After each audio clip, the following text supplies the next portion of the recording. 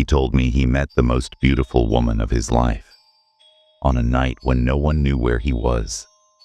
She knew his name, his secrets, his worst regret. That was the last time anyone saw him. Now others are saying they've met her too.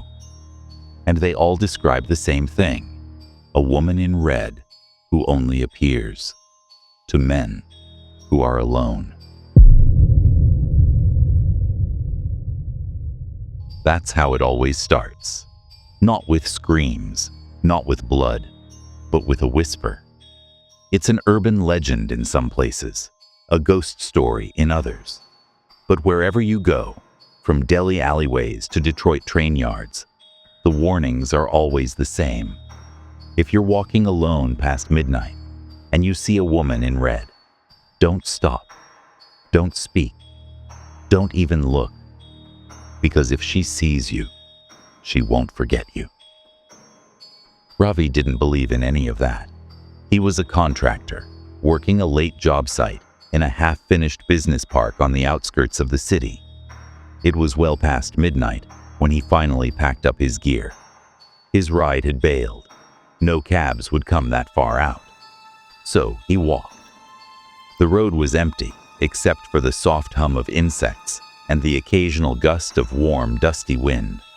His boots crunched the gravel shoulder, and the glow of construction lights behind him slowly faded until he was just a shadow, surrounded by dark fields and flickering sodium lamps. Then he saw her. At first, he thought it was just fabric, a curtain or tarp maybe, caught on a distant fence. But no, it moved. Differently. Fluid. Graceful. A woman. Standing beneath a broken streetlight, maybe 50 feet ahead.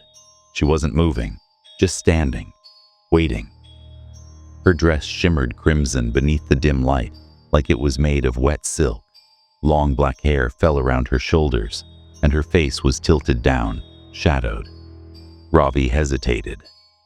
Something in him stirred. Not fear, not exactly. Something closer to curiosity or temptation. The kind that rises uninvited. The kind that makes you wonder, what if she's in trouble? What if she's alone too? He stepped forward. "Miss, are you okay?" She didn't respond. He walked closer, cautiously now.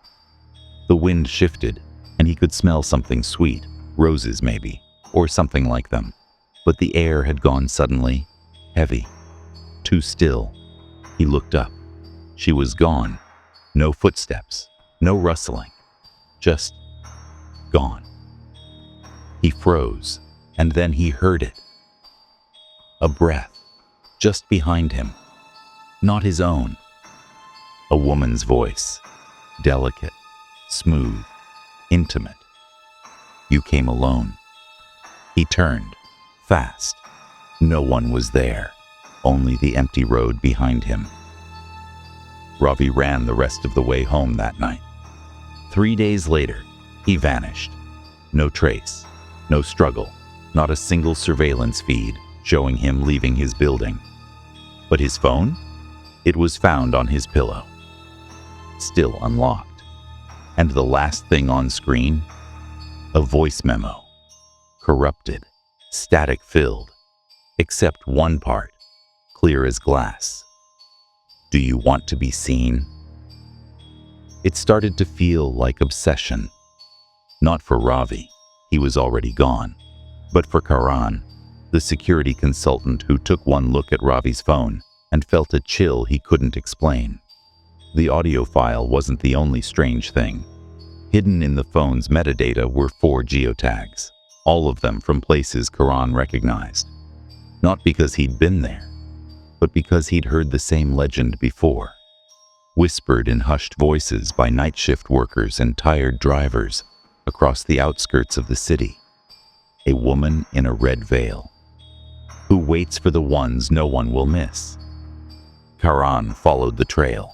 One tag pointed to an abandoned railway platform, a place half swallowed by weeds, with rusted benches and shattered lamps.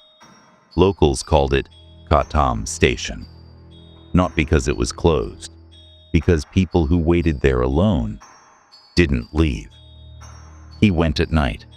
Alone, of course. That was the condition. She only appears when you're by yourself. At first, nothing. Just the sound of crickets, the occasional rat skittering across the platform. Then, the silence. Not the absence of noise, but that pressure, like the world holding its breath. And then, the scent. Software seductive, like crushed petals and heat, familiar in a way that tugged at something primal. It made him turn, not out of fear, but instinct. She was standing on the tracks. Not walking, not floating, just standing. Draped in a red veil, thin as breath. Her silhouette was barely human, too slender, too graceful. Karan stared, drawn in.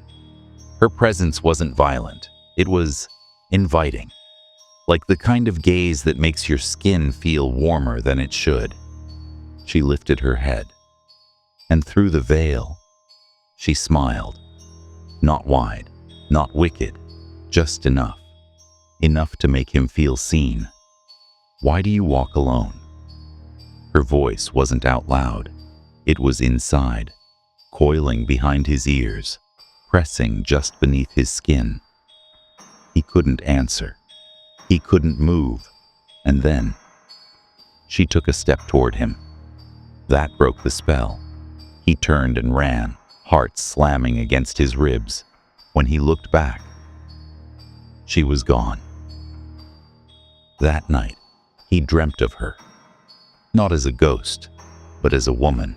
Real, beautiful, alive. Her veil gone, her hair like rivers of ink, her hands cold against his chest. He could still feel the pressure of her fingers when he woke, and on the mirror in his bedroom. Written in fog that hadn't come from him. You don't have to be alone anymore. Karan couldn't stop thinking about her. She was no longer a ghost story, not to him. She was a presence, a hunger that lived just beneath his skin. Every night, he walked the city alone, waiting to see her again. And every night, the dreams got stronger. She would appear at the edge of his bed, veil in hand, lips almost touching his. But just before he could reach her, he'd wake, sweating, aching, wanting. Then came the voice messages. Not his. They'd appear in his phone. Short, corrupted clips. Never longer than 5 seconds. Just enough to hear her voice, low and intimate. You're closer now. I see the way you watch the empty streets. You're almost ready. Karan didn't tell anyone. He couldn't, not because he was afraid of sounding mad, but because a part of him didn't want it to stop. His final visit came without planning. No reason, no destination, just him and the city, silent at 2:47 a.m. He found himself near a stretch of abandoned road, a dead end behind a forgotten textile mill. That's when the wind shifted, warm, sweet, and unmistakably hers. She stood under a broken neon sign. The veil fluttered in her hands this time, not on her face. Her eyes were devastating, not terrifying, not malicious, just knowing. Like she could see straight into the ache that had lived inside him for years. You've walked so far, she whispered, stepping closer. Do you want to stop? Karan didn't speak. He didn't need to. She raised her hands and placed the veil over his eyes. Everything went red. But in that red, there was peace, desire, memory, longing, loneliness, all swallowed in her warmth. He was never seen again. But here's where the legend gets strange. A month later, another man, also alone, vanished from the same area. The last CCTV footage showed him staring into an empty alleyway, lips parted in awe. as if seeing someone only he could see. When investigators reviewed Karan's phone, they found just one note, created in his voice, but marked as unread.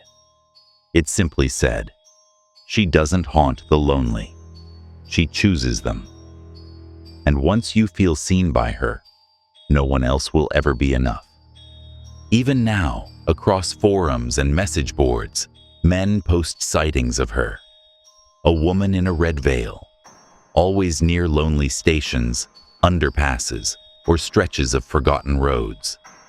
They all describe the same feeling: a pull, a warmth, and the question, why are you still alone? Maybe she's a ghost. Maybe she's a curse. Or maybe she's exactly what some of us are looking for.